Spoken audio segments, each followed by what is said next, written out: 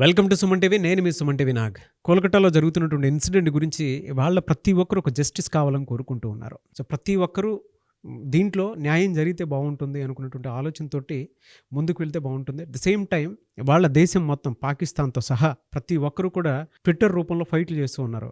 West బెంగాల్లో ఏం జరుగుతుంది అనేటువంటి దాని మీద సో రకరకాల కథనాలు మనం అయితే చూస్తూ ఉన్నాము. అండ్ ప్రతి ఒక్కరూ కూడా ఇన్సిడెంట్కి సంబంధించింది సరైన జడ్జిమెంట్, సరైన నిర్ణయంలో తీసుకోండి అనుకున్నటువంటి విషయాన్ని బలంగా గుర్తు చేస్తూ ఉన్నారు. మరి ఆ వెస్ట్ బెంగాల్కి ఎందుకు అర్థం కావట్లేదో, మమతా బెనర్జీకి ఎందుకు అర్థం కావట్లేదు అనేటువంటి దాని మీద అయితే రకరకాల కథనాలు, క్వశ్చన్స్ వస్తూ ఉన్నాయి. అయితే ప్రస్తుతానికి ఈ విషయంలో మాత్రం రకరకాల కథనాలు అయితే వస్తూ ఉన్నాయి. అప్డేట్ ఏంటి అనేది ఈ రోజు మనతో పాటు అడ్వకేట్ ఉన్నారు రవీంద్ర గారు. సో ఆయన మాటలోనే అడిగి తెలుసుకుందాం. నమస్కారం రవీంద్రనాథ్ గారు. నమస్తే అండి నాగరాజ్ గారు. సార్, జనరల్గా అంటే చాలామంది రక్తం ఉడికిపోయేలాగా ఒక్కొక్క సరైన జడ్జిమెంట్ కావాలి అనుకున్నటువంటి వాళ్ళు ఉన్నారు. దీని మీద ప్రతి ఒక్కరూ కూడా ఇది మన ఇంట్లో సమస్య, వాళ్ళ ఆఫీస్కి వెళ్తేనే ఈ విధంగా జరిగింది అని అంటే రేపు స్కూల్ కాలేజీలో కూడా ఇలాంటివి జరగకుండా ఉండడానికి గ్యారంటీ ఏంటి అనుకున్నటువంటి వాళ్ళు క్వశ్చన్ చేస్తూ ఉన్నారు. అండ్ ఆడపిల్లని బయటికి పంపించాలంటే భయంతో కూడుకున్నటువంటి పరిస్థితి వాళ్ళ. ఈవెన్ ప్రపంచ దేశాలు కూడా ట్వీట్లు జరుగుతున్నాయి అని అంటే పాకిస్తాన్ లాంటి దేశాలు కూడా దీనికి సరైన జడ్జిమెంట్ కావాలి అని చెప్పేసి భావిస్తూ ఉన్నారు. ఏం జరిగింది అంటే ప్రస్తుత కథనాలు అయితే కొత్త వింటూ ఉన్నాము.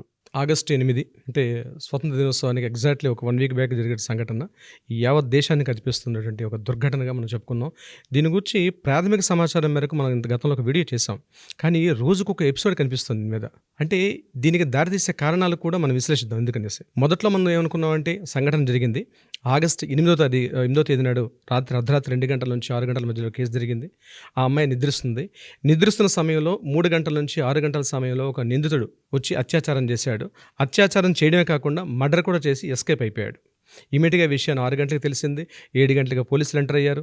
8:30-9 గంటల ప్రాంతంలో లోకల్గా ఉండే ఇది తల అనేటువంటి ఒక స్టేషన్ పరిధిలో వస్తుంది కాబట్టి అక్కడ లోకల్ పోలీస్ స్టేషన్ వాళ్ళు రావడం జరిగింది. ఇమీడియట్గా 9:30 ఆ టైంలో కొంతమంది అఫీషియల్స్ రావడం జరిగింది. 9:30 ఆ సమయంలో దీన్ని ఇన్ఫార్మ్ చేశారు, పేరెంట్స్కి ఇన్ఫార్మ్ చేశారు. 10:30 ఆ ప్రాంతంలో లోకల్ తలా స్టేషన్ వాళ్ళు దగ్గరలో ఉన్న సిపికి, అలాగే అడిషనల్ డీసీపీకి, అడిషనల్ సిపికి కూడా ఇన్ఫార్మ్ చేయడం జరిగింది. 11:30 ఆ ప్రాంతంలో వాళ్ళు రావడం జరిగింది. అంటే మన జరుగుతున్న టైం షెడ్యూల్ మనం చెప్తున్నాను. 11:30 ఆ ప్రాంతంలో వాళ్ళు వచ్చారు. అరౌండ్ 1:30 టైంలో పేరెంట్స్ని నిల్వ చేశారు లోపలికి. పేరెంట్స్ వెళ్ళి సంఘటన దృశ్యాన్ని చూసి ఒక్కసారి నిశ్చేష్టులయ్యారు. అక్కడ వీళ్ళు అనుకున్నట్టుగా లేదు. అప్పటి వరకు పోలీసులు ఏం చేసిందంటే ఒక సూసైడ్ కేసుగా ముందు వాళ్ళకి ఫోన్ వచ్చిందని చెప్పారు. పేరెంట్స్ కూడా ఒక న్యూస్ బులెటిన్లో చెప్పారు వాళ్ళు ఇంటర్వ్యూలో.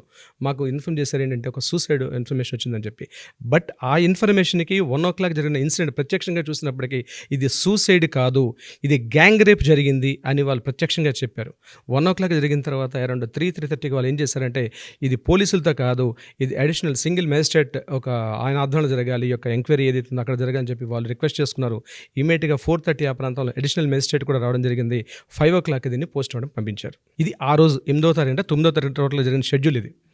సో 5:30కి పోస్ట్ మార్టం రిపోర్ట్ వెళ్ళిన తర్వాత అక్కడి నుంచి పరిణామాలు టకటక జరిగిపోయాయి అనమాట. అక్కడ ముందే అనుకున్నారు, ఒక సస్పెక్ట్ చేసామండి, మేము ఎంక్వైరీ చేసాం, బ్లూటూత్ ఆనవాళ్ళని మేము ఎవిడెన్స్ కారణంగా సంజయ్ రాయ్ అనే ఒక వ్యక్తిని మేము సస్పెక్ట్ చేసాం, అతనే దోషి అని చెప్పి వాళ్ళు అతనే దీనిగా ఉన్నాడని చెప్పి సస్పెక్ట్ అతనని చెప్పి అతన్ని ఇమీడియట్గా రిమాండ్లో తీసుకోవడం, అతన్ని పోలీస్ ఇంటరాగేషన్లో తీసుకున్నారు. ఇది ఫస్ట్ స్టేజ్లో జరిగిన స్టెప్ ఇది. కానీ తర్వాత ఏం జరిగింది, ఎక్కడైతే సంఘటనా స్థలం జరిగిందో ఆ సంఘటనా స్థలంలో ఉన్నటువంటి సిచ్యువేషన్స్ ఏదైతే ఉన్నాయో ఇమీడియట్గా అక్కడ ఉన్న వాల్ రినోవేషన్ చేయడం, మిగిలినటువంటి ఆనవాళ్ళు ఏవైతే ఉన్నాయో వాటిని చెరిపేసే ప్రయత్నం చేయడం. ఇమ్మీడియట్ ఇది కాకుండా ఆ రోజు సాయంత్రమే మమతా బెనర్జీ, అంటే ఈవిడ కూడా వైద్య ఆరోగ్య శాఖ మంత్రి, గుర్తుంచుకోవాల్సింది ఏంటంటే మమతా బెనర్జీ కేవలం వెస్ట్ బెంగాల్లో చీఫ్ మినిస్టరే కాదు, వైద్య ఆరోగ్య శాఖ మంత్రి కూడా ఆవిడే ఉన్నారు అక్కడ శాఖ మంత్రిగా. ఎగ్జాక్ట్లీ దారుణమైనటువంటి విషయం. ఈ శాఖ మంత్రి కూడా మమతా బెనర్జీ గారు, సందీప్ ఘోష్ గారు అంటే ఆ college principal superintendent cum principal ఆయనే, అతనికి ఇమీడియట్గా సస్పెండ్ చేయలేదండి. అతనికి లీవ్ చేస్తూ ఇమీడియట్గా వేరే కాలేజ్ అంటే వెస్ట్ బెంగాల్ మెడికల్ కాలేజ్కి ఆయనకి అక్కడ రిపోర్ట్ చేస్తూ ఆయన పోస్ట్ని అక్కడ ఆపారు. సో ఇమీడియట్గా ఈ 2 విషయాలు కూడా మనకు అనేక అనుమానాలు దారితీసింది. ఇమీడియట్గా నెక్స్ట్ డే మార్నింగ్ ఏం చేశారంటే ఎవరైతే విక్టిమ్ తలక పేరెంట్స్ మ్యాజిస్ట్రేట్ కోర్టులో ఫైల్ చేశారు, హైకోర్టు ఫైల్ చేశారు. వాళ్ళు ఏమనంటే మాకు ఈ యొక్క పోస్ట్ మార్టం మీద కానీ ఈ పోలీసులు ఎంక్వైరీ చేస్తున్న విషయాలు మాకు చాలా అనుమానాలు తావిస్తుంది, ఈమె మీద గ్యాంగ్ రేప్ జరిగింది, సో మాకు క్లియర్ సత్వర న్యాయం చేయాలని చెప్పి వాళ్ళు బాధితులు ఎప్పుడైతే కోరుకున్నారో ఇమీడియట్గా హైకోర్టు ఇన్వాల్వ్ జరిగింది. సో ఇది ఇమీడియట్గా లోకల్ పిఎస్తో కాదు, ఇది సిబిఐ ఇంటరాగేషన్కి పంపించాలి, సో సిబిఐ ఆధ్వర్యంలో జరగాలని చెప్పి 12వ తారీఖు నాడు హైకోర్టు నుంచి వాళ్ళకి ఆర్డర్స్ ఇవ్వడం జరిగింది. ఇది ఇప్పటివరకు జరుగుతుంది ఒక రెగ్యులర్ స్టోరీ. సో మొత్తం నేషనల్ మీడియా అటెన్షన్ అంతటిని కూడా డైవర్ట్ చేసినట్టుగా సంజయ్ రాయ్ అనే వ్యక్తి మాత్రమే దీని మీద ఇతనే దోషి అని చెప్తూ మొత్తం మీడియా అంతటిని టర్న్ చేశారు. కానీ ఇక్కడే ఒక మలుపు తిరిగింది నాగరాజు గారు. రీసెంట్గా నేషనల్ ఇన్ఫర్మేషన్ టెక్నాలజీ బ్రాడ్కాస్టింగ్ సెక్రటరీగా ఉన్నటువంటి అమిత్ మాల్యా ఒక ఆడియో టేప్ని రిలీజ్ చేశాడు. ఆ టేపులో ఏముందంటే, ఎవరైతే విక్టిమ్గా ఉన్నటువంటి ఈ బాధితురాలు తను ఏదో తెలియని విషయాన్ని ఆ కాలేజీకి సంబంధించి ఒక సీక్రెట్స్ న్యూస్ని తెలుసుకుంది. అంటే సందీప్ ఘోష్గా ఉన్న ప్రిన్సిపాల్ ఈ కాలేజీలో అక్రమాలు జరుగుతున్నాయి, ఒక సెక్స్ రాకెట్ జరిగిందని, అంతేకాకుండా మానవ అవయవాలు ఉంటాయి కదా, హ్యూమన్ ఆర్గానిజమ్స్, ఈ వీటిని కూడా ఎక్స్పోర్ట్స్ ఇంపోర్ట్స్ జరిగాయని చెప్పి సందీప్ ఘోష్ అని ఏదైతే కాలేజ్ ప్రిన్సిపాల్ ఉన్నాడో మెడికల్ కాలేజ్ స్టూడెంట్స్ దగ్గర నుంచి కరప్షన్ అంటే లంచాలు వసూలు చేస్తున్నాడని, ఈవెన్ ప్రాక్టికల్స్ జరిగేటప్పుడు కూడా స్టూడెంట్స్ నుంచి అనధికారికంగా కూడా కొంత ఫండ్స్ని కలెక్ట్ చేస్తున్న ఇన్ఫర్మేషన్ ఆడియో టేపులో వినిపించడం జరిగింది. ఎప్పుడైతే అమిత్ మాల్యా రిలీజ్ చేసిన ఆడియో టేపు లీక్ అయిందో బాధితురాలు పేరెంట్స్ ఏదైతే చెప్తున్నటువంటి దీనికి చాలా దగ్గర సంబంధం కలిగింది. అయితే సిబిఐకి వచ్చే ముందు ప్రైమరీ లోకల్ పోలీస్ స్టేషన్లో ఏదైతే ఇన్ఫర్మేషన్ జరిగిందో వీళ్ళు చెప్పేది పూర్తిగా అబద్ధం అన్నది కొత్త అనుమానాలు దారితీసింది. ఎప్పుడైతే ఆడియో టేప్స్ బయటకు వచ్చాయో టోటల్గా ఇంటర్నేషనల్ మెడికల్ కాలేజ్ సంబంధించి అంటే కలకత్తా సంబంధించిన వాళ్ళందరూ కూడా అలర్ట్ అయ్యి రీసెంట్గా దాడులకు దిగడం జరిగింది. ఇదే మాత్రం కాదు, ఒక 60 నుంచి 70 మంది కొంతమంది దుండగులు అటాక్ చేశారు కాలేజీ మీద. అటాక్ చేసి ఎక్కడైతే సంఘటనా స్థలం జరిగిందో ఆ సంఘటనా స్థలం ఉన్నటువంటి పూర్తిగా ధ్వంసం చేశారు ఆ ప్రాంతాన్ని, ఆడిటోరియాన్ని. అంటే పోలీసులు ఆల్రెడీ కేసు ఫైల్ చేశారు, నేషనల్ మీడియా లోకల్ మీడియా మొత్తం అటెన్షన్ ఉన్నప్పుడు కూడా ఒక 70 మంది దుండగులు, అంటే పోలీసుల కంట్రోల్లో ఉంటుంది ఆ యొక్క ప్లేస్ అన్నది. నేను తర్వాత చర్చిస్తాను, అసలు అంటే కోర్టు ప్రొసీడింగ్స్ ఎలా ఉంటుందో తర్వాత చెప్తాను. కానీ సాక్ష్యాధారాలను పూర్తిగా తారుమారు చేసే ప్రయత్నంలో పోలీసులకు ఇన్వాల్వ్మెంట్ కూడా జరిగిందని బీజేపీ అధికార ప్రతినిధులు అక్కడ చెప్పడం జరుగుతుంది. అంటే జరుగుతున్న పరిణామాలు ఏవైతే ఉన్నాయో దానికే దారి తీస్తున్నాయి. సార్, మీరు ఇందాక ఆడియో టేప్ అన్నారు కదా, ఆడియో టేప్లో అసలు ఏముంది అంటే, మీరు ఇందాక మాట్లాడుతుంటే అక్కడ ఏదో సెక్స్ రాకెట్ జరుగుతున్నట్లు, లేదంటే ఆ కాలేజ్ అంతా ఒక మెడికల్ మాఫియా జరుగుతున్నట్లు మీరు మాట్లాడటం జరిగింది. ఆడియో టేప్లో అసలు ఏముంది? నాగరాజు గారు, ఈ ఆడియో టేప్లో ఏముందంటే, మనం కూడా వీలైతే ఆడియో టేప్ని కూడా ప్లే చేద్దాం మనం ఈ వీడియోలో పాటు. అక్కడ జరిగింది సంగతి ఏంటంటే, ఈ కాలేజీలో ఆమె తన ఫ్రెండ్స్ తోటి అరౌండ్ ఈవినింగ్ 11:30-12 ఆ ప్రాంతంలో ఫ్రెండ్స్ తోటి డిస్కషన్ చేసింది. ఇలాంటి దారుణాలు జరుగుతున్నాయి మన కాలేజీలో, నాకు కూడా చాలా ఫోర్స్ పెడుతున్నారు, నన్ను కూడా కాస్త మనీ ఎక్కువగా, అంటే రేపు ప్రాక్టికల్స్ ఎగ్జామ్స్ అవుతాయి, ఎగ్జామ్స్లో నీకు ఇవ్వాలంటే మనీ డిమాండ్ చేస్తున్న కూర్చోబెడుతున్నారు, మా పేరెంట్స్ దగ్గర అమౌంట్ని అడగలేకపోతున్నాను అని చెప్తూ, నాకు ఈ కాలేజీ చాలా దారుణం ఉన్నాయి, నేను దీన్ని హైయర్ అఫీషియల్స్కి ఇన్ఫార్మ్ చేస్తానని చెప్పి ఆ అమ్మాయి చెప్పడం జరిగింది. దాని తర్వాత 4 ఉమెన్స్, ఒక 4 బాయ్స్, వీళ్ళు కూడా డాక్టర్సే, ఆ 4 ఉమెన్స్ డాక్టర్సే, 4 బాయ్స్ కూడా డాక్టర్సే, వీళ్ళందరూ కలిసి ఈ మీద గట్టిగా ప్రతిఘటించారు. ఉమెన్స్ అక్కడే ఉన్నారు, ఈ 4 బాయ్స్, ఇది యాక్చువల్గా 4th ఫ్లోర్లో జరిగింది, అదే బిల్డింగ్లో 4th ఫ్లోర్లో ఉంది ఆడిటోరియం, అంటే ఈమె డ్యూటీ చేస్తున్న ప్లేస్ కూడా 4th ఫ్లోరే. ఈ 4 కూడా ఈమెతో వాదన చేసి కిందకి వెళ్ళిపోయారు, మరలా డిస్కషన్ చేసి. ఈ డిస్కషన్కి కిందకి వెళ్ళే సమయంలో మధ్యలో ఏదో జరిగింది. అక్కడ ఏం జరిగిందంటే విషయం, అక్కడ వీళ్ళ పేరెంట్స్ చెప్పే విధానం ఏంటంటే, ఈ 4 కలిసి ఆమెను బహిరంగంగా, అంటే అందరూ చూస్తుండగా 4 ఉమెన్స్ వీళ్ళందంటే బహిరంగంగా, అంటే ఇట్ మీన్స్ ఆ కాలేజీ ఫ్రెండ్స్ చూస్తున్న మధ్యలోనే ఈమెను గట్టిగా కొట్టారని, మెడనరాలను గట్టిగా ఒత్తి ఆమెను చంపేశారని, ఒంటి మీద గాయాలు చేశారని, రకరకాలుగా ఆమెను ఎన్ని రకాలుగా మానసికంగా శారీరకంగా చంపే ప్రయత్నాలు చేశారు. ఈ అటెంప్ట్లో ఆవిడ చచ్చిపోయి ఉండొచ్చు, లేకపోతే చనిపోయి కూడా ఉండకపోయి ఉండొచ్చు. ఇక్కడతో సీన్ జరిగిపోయింది. ఇది యాక్చువల్ జరిగిన సీన్. ఈ తర్వాత ఈ బాయ్స్ ఏం చేశారు, ఆ 4th ఫ్లోర్ నుంచి గ్రౌండ్ ఫ్లోర్కి వెళ్ళి లిక్కర్, అంటే అక్కడ మందు సేవించుకొని కింద ఉండిపోయారు. ఈ ఉమెన్స్ తర్వాత ఈమెతో కాస్త పెనుగులాడినటువంటి ఆనవాళ్ళు కూడా ఉన్నాయి. ఇది అక్కడ జరిగింది. సో ఈమె స్పృహ తప్పి పడిపోయింది అమ్మాయి.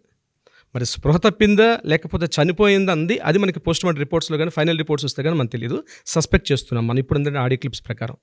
అయితే ఇక్కడ సీన్ ఏం జరిగిందంటే, ఈ సంజయ్ రాయ్ అన్నటువంటి ఎవరైతే ఇక్కడ డ్యూటీలో ఉన్నటువంటి ఈ సివిక్ వాలంటీర్ ఎవరైతే ఉన్నాడో, ఇతను కేవలం 4th ఫ్లోర్కి వెళ్ళే రైట్స్ లేవు. ఇతను యాక్చువల్గా పిచ్చి సంజయ్ అని పిలుస్తారని ఇప్పుడు ఉన్నటువంటి కొత్తగా అనిపిస్తుంది ఏంటి, ఇతను పిచ్చి సంజయ్ అంటారు. అంటే హీజ్ ఎ ఉమనైజర్. ఆయన కూడా కనిపిస్తున్న ఉమెన్స్ తన మొబైల్లో కూడా చాలా ఈ అశ్లీలటువంటి దృశ్యాలు చాలా వరకు ఉన్నాయి.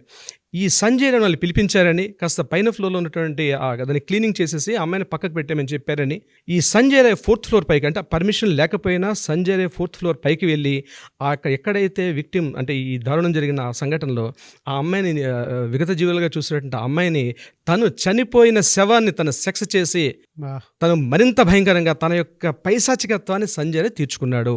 ఇది అతను మెంటల్ కండిషన్తో చేశాడా లేకపోతే మెంటల్ డిజార్డర్తో చేశాడంది నెక్స్ట్ కోర్టు ఇన్ఫ్లుయెన్స్ చేశారా? అంటే ఇతని కండిషన్ ఏంటి ఆ టైంలో, ఒక డెడ్ బాడీతో చేయడం అంది అది కామన్ మ్యాన్ చేసేది కాదు. సో ఇతని యొక్క మానసిక స్థితి ఏమిటంది తర్వాత రిపోర్ట్ తెలుస్తుంది. బట్ ఈ రోజు మనకు అందిన ఇన్ఫర్మేషన్ ప్రకారం ఇది జరిగింది నాగరాజు గారు. విస్తుపోయే నిజాలు ఇవన్నీ, కళ్ళు బయర్లు కమ్మేటువంటి నిజాలు. అవునండి. అంటే మనం అప్పటిదాకా మీడియాలో వచ్చేటువంటి కథనాల ప్రకారం కానివ్వండి, లేదంటే మనం వినేటువంటి విషయాల ప్రకారం కానివ్వండి, మనం ఒకటి మాట్లాడుకుంటే ఆడియో టేప్ అనేది వాళ్ళ కొత్త విషయాన్ని వెలుగులోకి దారితీసేలా తీసింది. అంటే అక్కడ ఒక పెద్ద మెడికల్ మాఫియా నడుస్తుంది, హ్యూమన్ ట్రాఫికింగ్ నడుస్తుంది, దాంతోపాటు ఒక పెద్ద సెక్స్ రాకెట్ నడుస్తుంది అనేటువంటి విషయం తెలిసింది. అండ్ దాన్ని మొత్తం బయటికి రానియకుండా స్టేట్ మీద నెగిటివ్ ఒపీనియన్ వచ్చేస్తుందేమో అనేటువంటి ఉద్దేశంతో ఈవిడే హెల్త్ మినిస్టర్ కదా, ఈవిడ సీఎం హెల్త్ మినిస్టర్ ఈవిడే కదా, అవును, మమతా బెనర్జీ. అదే ఈవిడే కావాలని, అంటే ఆవిడ చేసేటువంటి పని ఏదైనా ఉంది అని అంటే బ్లేమ్ గేమ్ 100%, అంటే నింద 100% ఉంది. ఓకే, అకౌంటబిలిటీకి వచ్చేటప్పటికి 0 ఉంది. మీరు ఎంటైర్ ఈ ఇన్సిడెంట్లో కనుక మనం చూస్తే ఒక సీఎం ర్యాలీ తీసి నాకు అన్యాయం జరిగిందని చెప్పేసి చెప్పడం అనేది మనం ఏ స్టేట్లోనూ చూడలేదండి. కావాలనుకుంటే మన తెలుగు స్టేట్లోనే ర్యాలీ తీయడం కాదండి, ఫస్ట్ టైం సీఎం ర్యాలీ తీయడం. దీంతో పాటు విత్ ఇన్ 1 వీక్లో ఎవరైతే నిందితున్నాడో అతన్ని మేము ఉరిశిక్ష చేస్తాము, ఉరిశిక్ష తీయాలి, కోర్టులు ఈ రకంగా ఫాస్ట్ గా రావాలని చెప్పి, అంటే దొంగ నడిచినట్టు ఉంది ఇక్కడ విషయం. అవును అవును, ఏం చేస్తుంది ఇదే మన తెలుగు రాష్ట్రాల్లో గతంలో కనుక చూసుకుంటే అండి, అంటే ఇన్స్టెంట్గా ఇప్పుడు మనం చూస్తే కొన్ని ఇన్సిడెంట్స్లో రాజశేఖర రెడ్డి గారు కానివ్వండి, లేదంటే కేసీఆర్ గారు కానివ్వండి, తీసుకున్నటువంటి డెసిషన్స్ అంటే మనకి కొన్ని సమయంలో వాళ్ళు తీసుకున్నటువంటి డెసిషన్స్, వాళ్ళ గవర్నమెంట్లో జరిగినటువంటి డెసిషన్సే కరెక్ట్ ఏమో అన్న భావన కూడా కలుగుతుంది మనకి. అంటే ఇక్కడ కంపారిజన్ చేయడం అన్నది కరెక్ట్ కాకపోవచ్చు, ఎందుకంటే అక్కడ రాజకీయ సామాజిక పరిస్థితులు అనేవి ఉంటాయి. వెస్ట్ బెంగాల్ ప్రాంతం ఇప్పుడే కాదండి, 100 ఏళ్ళ నుంచి కూడా సోనాగచ్చిన ఒక ప్రాంతం ఉంది. It's purely red light area. బాంబేలో ఎట్లయితే మనం రెడ్ లైట్ ఏరియా అంటాము, కలకట్టాలో సోనాగచ్చి అంది అఫీషియల్ ఇట్స్ సెక్సువల్ రాకెట్ నడుస్తుంటుంది. అంటే సో మనం దాన్ని కంపారిజన్ చేయలేం. మన తెలుగు రాష్ట్రాలు అటువంటి సంస్కృతి లేదు. బట్ అటు వెస్ట్ సైడ్ ఉన్నటువంటి ఇన్స్టెంట్ జడ్జిమెంట్ అనేది ఇందాక 1 వీక్లో వాళ్ళని ఉరిదీయాలి, వాళ్ళు ఇచ్చేయాలి, సిబిఐ ఇన్వెస్టిగేషన్ అని చెప్పేసి ఇప్పుడు చెప్తుందని చెప్పేసి అన్నారు కదా. అవునండి, ఏం సీఎం కంపారిజన్ పాయింట్లో నుంచి చెప్పాను జనరల్గా. అంటే మన వాళ్ళే ఇంత అగ్రెసివ్గా కొన్ని విషయాల్లో డెసిషన్ తీసుకుని వెళ్ళిపోతుంటారు. అన్యాయం అంటే అన్యాయంలానే చూస్తారు. అక్కడ ఇంత హైడ్రామా నడుస్తుందంటే అంటే అకౌంటబిలిటీ 0. అంటే ఇక్కడ ఒక పాయింట్ అండి, ప్రత్యేకంగా ఇవి మెడికల్ కాలేజెస్, అంటే ప్రభుత్వం యొక్క ఆధ్వర్యంలో నడుస్తుంటే కాలేజెస్. హ్యూమన్ ట్రాఫికింగ్ కావచ్చు, సెక్స్ రాకెట్స్, ఇవన్నిటికి కూడా చాలా వరకు అడ్డాలుగా ఉన్నాయి. బయటికి రాలేదు కాబట్టి ఇప్పుడు తెలియదు. చాలా మెడికల్ కాలేజెస్ జరుగుతూ ఉంది, బట్ బయటికి న్యూస్ రాలేదు తెలియదు. అయితే ఇక్కడ మమతా బెనర్జీ అనే వ్యక్తి సీఎంగా ఉంటూ ఆ సందీప్ ఘోష్ ఎవరైతే ఉన్నారో కరస్పాండెంట్ ప్రిన్సిపాల్, అతనితోటి తను తీసుకున్న నిర్ణయాలు ఇతను సపోర్ట్ చేస్తున్నాడు. అంటే ఆ ఆడియో టేప్లో కూడా ఇంకో మాట కూడా నేను చెప్పడం మర్చాను. అందులో ఏం చెప్పారంటే ఈ సందీప్ ఘోష్కి రాజకీయ సంబంధాలు చాలా విస్తృతంగా ఉన్నాయి, అతన్ని ఎవరు ఏమీ చేయలేరు, దాన్ని రాజకీయంగా ఉండే ప్రస్తుత గవర్నమెంట్ అడ్డు పెట్టుకొని తను రెచ్చిపోతున్నాడు అన్న ఒక విషయం కూడా అందులో స్పష్టంగా ఉంది. అవునండి. సో ఇవన్నీ ఏంటంటే యాక్చువల్గా ముందున్నటువంటి సిచ్యువేషన్ వేరు, ఈ సిచ్యువేషన్స్ ఎక్కడికో దారితీస్తున్నాయి. కోర్టు ప్రొసీడింగ్స్ కానివ్వండి, లేదంటే జనరల్గా ఎలా వెళ్తే బాగుంటుంది అంటారు సార్ అసలు? అంటే యాక్చువల్గా జనరల్గా ఈ అత్యాచారం, హత్య ఇటువంటి సంఘటనలో కోర్టు కొన్ని ప్రొసీడింగ్స్ ఉంటాయండి. అంటే కోర్టు స్టెప్స్ ఎలా ఉంటాయి, 1 by 1 స్టెప్స్. ఫస్ట్ స్టెప్ ఏముంటుంది, ఎఫ్ఐఆర్ నమోదు చేయడం. అంటే సంఘటన ఐడెంటిఫై చేయగానే ఫస్ట్ ఎఫ్ఐఆర్ నమోదు చేయడం ఉంది ఫస్ట్ ఇన్స్టెంట్. సో ఎఫ్ఐఆర్ తర్వాత సమాచార సేకరణ, అంటే ఇన్ఫర్మేషన్ గ్యాదర్ చేస్తారు పోలీస్ డిపార్ట్మెంట్ వాళ్ళు. ఫస్ట్ నెక్స్ట్ స్టెప్లో జరిగేది సమాచార సేకరణలో ఏమవుతుంది, ఆ హత్య జరిగిన సంఘటన స్థలాన్ని పరిశీలించడం, అక్కడ ఏదైనా సాక్ష్యాలు దొరుకుతాయా, అంటే ప్రిలిమినరీ ఎవిడెన్సెస్ అన్నీ కలెక్ట్ చేస్తారు. దీని తర్వాత ఫోరెన్సిక్ వాళ్ళని పిలిపిస్తారు. దాని నెక్స్ట్ మరలా ఈ థంబ్ ఇంప్రెషన్స్ వాళ్ళని తీసుకుంటారు, అక్కడ వేలిముద్ర నిపుణులను తీసుకోవడం, ఫోరెన్సిక్ వాళ్ళని తీసుకోవడం, ఇవి ప్రైమరీ స్టేజ్లో అయిపోతుంది. దీని నెక్స్ట్ డిఎన్ఏ టెస్టులు తీసుకొస్తారు. అత్యాచార బాధితురాలను కానీ బాధితురాలు సంబంధించినటువంటి ఆనవాళ్ళు ఏమైనా ఉంటే అక్కడ ఉంటే కూడా తీసుకుంటారు. ఇవన్నీ అయిన తర్వాత ఎవరైతే నిందితుడిని సస్పెక్ట్ చేస్తారో అతన్ని పోలీస్ స్టేషన్లో రిమాండ్కి తీసుకెళ్తారు. స్టేషన్లో మన కోర్టులో సబ్మిట్ చేస్తారు. కోర్టు ఆయనకి బేస్డ్ ఆన్ ద కేసు ప్రకారం మినిమం 14 days నుంచి పైకి రిమాండ్ విధిస్తారు. ఇదంతా ఒక పార్ట్. దీని తర్వాత ఛార్జ్షీట్ ఫైల్ చేస్తారు. ఛార్జ్షీట్ ఫైల్ అయిన తర్వాత మొత్తం కేసు ఎవిడెన్స్ అన్నీ కూడా, టోటల్ ఎవిడెన్స్ అంతా కూడా పీపీకి సబ్మిట్ చేస్తారు, అంటే పబ్లిక్ ప్రాసిక్యూటర్కి. సో పబ్లిక్ ప్రాసిక్యూటర్ అని అప్పుడు ఎంటర్ అవుతారు ఈ కేసులోకి. ఇదంతా ప్రాసెస్ జరగడానికి it will take minimum 3 months నుంచి మ్యాక్సిమం ఎక్కడ టైం మెన్షన్ చేయలేదు. నాకు అది గుర్తుపెట్టుకోవాలంటే ఇక్కడే తప్పు జరుగుతుంటాయి. ఇక్కడే ప్రధానంగా కోర్టుల్లో తప్పులు ఎక్కడ జరుగుతాయి అంటే కోర్టు నిర్దేశించాలి. ఇక్కడ మినిమం 3 months అని చెప్తుంది, మ్యాక్సిమం తెలియదు. కోర్టులో వాడు రిమాండ్లో ఉంటాడు, వాడు ఇయర్స్ టుగెదర్ రిమాండ్లో ఉంటాడు. ఆ రిమాండ్ని పొడిగిస్తుంటారు. ఏమంటారు పోలీసులు, మేము ఛార్జ్షీట్ ఫైల్ చేయి, ఇంకా ఈ సేకరిస్తున్నాం అంటారు. ఫాస్ట్ ట్రాక్ కోర్టులు ఎందుకు ఇలాంటి సమయాల్లో? ఫాస్ట్ ట్రాక్ కోర్ట్స్ అంది జడ్జి ఏదో ఇందాక మనం చెప్తున్నాం, లాస్ట్ టైం కూడా వీడియోలు చెప్పాం మనం. ఫాస్ట్ ట్రాక్ కోర్ట్స్ అన్నీ వస్తుందండి, బట్ ఈ సాక్ష్యాల సేకరణలో అలాగే ఈ మెడికల్ ఎవిడెన్సెస్ కావచ్చు, లేకపోతే ఫిజికల్ ఎవిడెన్స్, వీటన్నిటిని కూడా వాళ్ళు అక్కడ మనం ట్రయల్స్ చేస్తాం కోర్టులో ట్రయల్స్ చేసేటప్పుడు ప్రతి వ్యక్తి వచ్చి, ఈవెన్ దో ప్రతి డాక్టర్ అక్కడ ఫిజికల్ ప్రత్యక్ష సాక్షులు ఎవరున్నారు, పరోక్ష సాక్షులు ఎవరున్నారు, వీళ్ళందరూ కూడా వచ్చి ఎవిడెన్సెస్ చెప్పడం ఉంటుంది. ఈ ఎవిడెన్సెస్ చెప్పడం అది ఇయర్స్ టుగెదర్ నడుస్తూ ఉంటుంది ట్రయల్స్లో. పబ్లిక్ ప్రాసిక్యూటర్ సబ్మిట్ చేస్తాడు, ఆపోజిట్ వాళ్ళు ఇదంతా ఎంత ఫాస్ట్గా అనుకునేటప్పుడు కూడా ఈ ట్రయల్స్ నడుస్తూనే ఉంటాయి. ఇక్కడ ఏం జరుగుతాయి, సాక్ష్యాలు తారుమారు అవుతాయి. ఇప్పుడు ఈరోజు కొట్లాడుతున్న మన కలకత్తా కేసు విషయానికి వస్తే వీళ్ళందరూ ఎందుకు ఫైట్ చేస్తున్నారు, ఇంతమందిగా మెడికల్ కాలేజ్ స్టూడెంట్స్ ఎందుకు వచ్చి ఫైట్ చేస్తున్నారంటే మాకు సత్వర న్యాయం కావాలి. దేశాలు కూడా ఒక తాటిపైకి వచ్చేసి ఫైట్ చేస్తున్నాయి. అవునండి, ఎగ్జాక్ట్. మనకు అగైనెస్ట్ గా ఉండేటువంటి పాకిస్తాన్ కూడా ఇవాళ ట్విట్టర్ లో ఫైట్ అంటే అది న్యాయం జరగాలి. ఇక్కడండి దేశం అన్నది మనం బౌండరీస్ గీసుకున్నాం, బట్ వ్యక్తులు ఒకటే కదా, ఎక్కడైనా ప్రపంచం అంతా ఒకటే కదండి. ప్రపంచంలో మనుషులందరూ ఒకటే, ఫీలింగ్స్ ఒకటే ఉంటాయి, ఎమోషన్స్ ఒకటే ఉంటాయి. సరే, అవి పరిస్థితులు మారితే పాకిస్తాన్ మనం సపోర్ట్ చేయడం కూడా ఒక విధంగా అప్రిషియేట్ చేయాల్సిందే మనం. ఈ విషయం ప్రపంచ దేశాలు, కెనడా లాంటివి కూడా, ప్రపంచ దేశాలు కూడా. అయితే ఇక్కడ మనం కోర్టు విషయానికి వస్తే సత్వర న్యాయం జరగాలి అంటే చట్టాల యొక్క రూపకల్పన మార్చాలి ఇటువంటి సంఘటనలో. ఎందుకంటే టైం ఇస్తే ఏమవుతుందంటే డేస్ తీసుకున్న కొద్దీ ఈ సాక్ష్యాలు తారుమారు అయిపోతాయి, జరగాల్సినటువంటి న్యాయం జరగదు, బాధితులకు న్యాయం జరగదు. దీని సొల్యూషన్ ఏంటి, ఏం చేస్తే బాగుంటుంది సొల్యూషన్? ఒకటేనండి, ఇటువంటి సంఘటన జరగగానే ఇమ్మీడియట్గా దీనికి ఒక స్పెషల్ జ్యుడిషియరీ ఒక ఫోరం ఉండాలి, ఒక స్పెషల్ జ్యుడిషియరీ ఫోరం. ఇందాక లాస్ట్ టైం మీరు ఒక వీడియోలో మంచి వీడియో ఒక మంత్రిత్వ శాఖ ఉండాలన్నారు మీరు. ఒక స్పెషల్ ఒక మంత్రిత్వ శాఖ ఉండాలండి.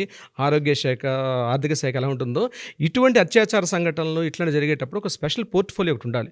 ఇమ్మీడియట్గా వాళ్ళు యాక్షన్ తీసుకోవాలి. దీనికి సంబంధించినటువంటి కొన్ని డిపార్ట్మెంట్స్ కొత్తగా అపాయింట్ చేయాలి గవర్నమెంట్. అవును, కొత్త డిపార్ట్మెంట్ చేసినప్పుడు ఏంటంటే ఫాస్ట్ ట్రాక్ ఏదో పెట్టేశాం కాబట్టి అక్కడ సబ్మిట్ చేసుకోండి అయిపోద్ది అంటే కుదరదు. ఖచ్చితంగా యాక్ట్లు మారాలి, ఇప్పటికైనా గుణపాఠం రావాలి. ఈరోజు మహిళలు చట్ట సవరణ జరగాల్సిందేనండి. ఈరోజు మహిళలు దేశంలో భద్రతగా ఉండాలి అంటే అది రాత్రి పగలు పనిచేస్తున్నారు కాబట్టి డే అండ్ నైట్ వర్క్ చేసే ప్లేసుల్లో ఇట్లాంటి జరిగే అవకాశాలు ఉంటాయి. కాబట్టి ఒక నిర్భయ యాక్ట్ వచ్చింది, నిర్భయ యాక్ట్ని మళ్ళీ రివిజన్ చేయాలి. ఇంకా సత్వరంగా పరిష్కారం జరిగేట్టుగా ఎన్ని అవకాశాలు ఉంటే అన్ని అవకాశాలు మనం తీసుకొని కొత్త యాక్ట్లు ఇంప్లిమెంట్ చేస్తే చాలా అద్భుతంగా ఉంటుంది. ఇది కాకుండా ఇటువంటి చేయడానికి కూడా సాహసించడానికి, ఊహించడానికి కూడా భయపడే స్థితిలో ఉన్నట్టు యాక్ట్స్. లాస్ట్ టైం కూడా మనం అనుకున్నాం, నిన్న లాస్ట్ వీడియోలో ఏమనుకున్నాం మనం, ప్రతి చోట హోర్డింగ్స్ పెట్టాలి. అవును, ప్రైమరీ ఎడ్యుకేషన్లో కూడా బేసిక్ నాలెడ్జ్ ఇవ్వాలి, లీగల్ బేసిక్ నాలెడ్జ్ ఇవ్వాలి. అమ్మో ఇట్లా ప్రైమరీ నాలెడ్జ్ అనేది డెఫినెట్గా ఇవ్వాలి. ఇలాంటివి చేస్తే నాకు ఇలాంటి సెక్షన్ రావాలి, భయం రావాలి. స్కూల్స్ ఇది ఇప్పుడు ఆఫీస్ కమ్ కాలేజ్లో జరిగినటువంటి ఇన్సిడెంట్. ఇది వాళ్ళ ఒక ఆడపిల్లను బయటికి పంపించాలంటే ఎంత భయపడతారు పేరెంట్స్ అయినా సరే. ఆ కాలేజ్ కూడా పోలీస్ అవుట్ పోస్ట్లో ఉన్నటువంటి కాలేజ్ అది. ఇప్పుడు చాలా కాలేజ్ బయట ఎక్కడ ఉంటేనే కాదు, ఆ కాలేజ్కి ఒక స్పెషల్ పోలీస్ అవుట్ పోస్టే ఉంది అక్కడ. అవును సరే, ఇలాంటి వాటిల్లో ఇమీడియట్గా రిజల్ట్ రావాలి అని అంటే ఎలా వెళితే బాగుంటుందంటారు? అంటే లీగల్ సిస్టమ్ ప్రకారం కనుక చూస్తే, మీకు తెలుసు కాబట్టి అడుగుతున్నాను. ఈరోజు మనకి సోషల్ మీడియాలో హ్యాష్ ట్యాగ్ అంది చాలా ఒక పవర్ఫుల్ వెపన్ సార్ నాగరాజ్ గారు. సో దీనికి సంబంధించి ఈ వీడియో చూస్తున్నటువంటి సుమన్ టీవీ వ్యూయర్స్ కావచ్చు, నాగ్ ఫ్యాన్స్ కావచ్చు, మన వ్యూయర్స్ అందరూ కూడా హ్యాష్ ట్యాగ్ పెడుతూ దీన్ని ప్రత్యేకంగా కోల్కతా అభయ కేస్ అనే సింపుల్ హ్యాష్ ట్యాగ్ చేస్తే మనం ఎంత వైరల్ చేసుకుంటే దీనికి సంబంధించి కోల్కతా అభయ కేస్ అని హ్యాష్ ట్యాగ్ చేయండి. డెఫినెట్గా వైరల్ చేద్దాం. దీన్ని సత్వర న్యాయం కోసం మనవంతు కూడా మనం కృషి చేద్దాం. డెఫినెట్గా సార్, థ్యాంక్ యూ అండి. సో ప్రతి ఒక్కరికి నేను ఆడియన్స్కి కోరుకునేది ఒకటే, justice for Kolkata Abhaya case అని హ్యాష్ ట్యాగ్ పెట్టి ట్రెండింగ్లోకి తీసుకుని వెళ్ళండి. ఎందుకంటే ప్రపంచం మొత్తం ఒకసారి కదిలింది, వాళ్ళ ప్రపంచ దేశాలు కూడా కదిలే ఇన్సిడెంట్ మీద. దీనికి ఇమీడియట్ జడ్జ్మెంట్ కావాలి అని అంటే మాత్రం ఇటువంటి హ్యాష్ ట్యాగ్ ట్రెండింగ్లోకి తీసుకువెళ్తేనే ఇమీడియట్ రెస్పాన్స్ అనేది వస్తుంది. కాబట్టి దయచేసి ఈ వీడియోస్ని షేర్ చేయండి, కింద హ్యాష్ ట్యాగ్ మాత్రం డెఫినెట్గా పెట్టండి, justice for Kolkata Abhaya case అని చెప్పి. ఎనీవే సార్, థ్యాంక్ యూ అండి. థ్యాంక్ యూ నాగరాజ్ గారు.